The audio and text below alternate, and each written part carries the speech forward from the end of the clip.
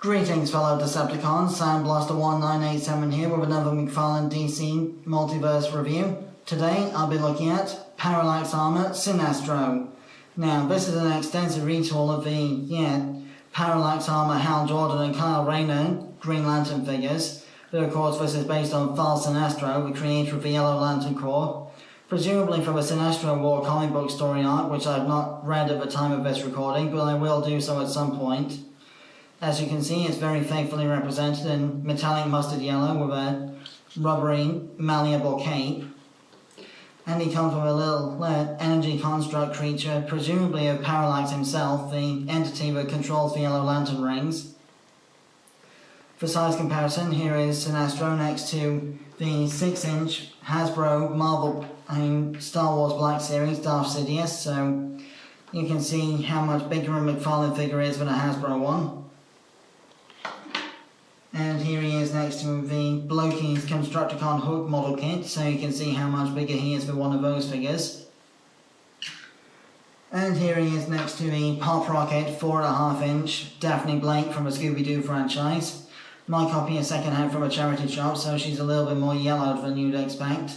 I'll review her another time. So, articulation-wise, Sinestro has a ball-jointed head.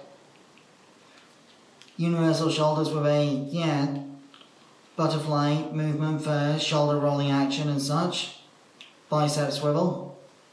A faux ratchet double jointed elbow, which can be a little stiff to work with sometimes. Universal wrists. And of course he's got his Sinestro Core Yellow Lantern ring sculpted into the left hand there.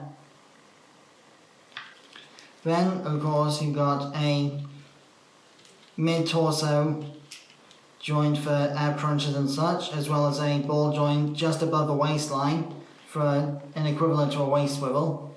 Then you've got universal hips, which are slightly ratcheted on the outward movement and just friction hinge for forward and back. No thigh swivel due to the way that the sculpting has been done, but you do get a faux ratchet double joint for the knees as well, and you get universal ankles. And of course, because this is a 7-inch McFarlane figure, you also get a toe hinge as well.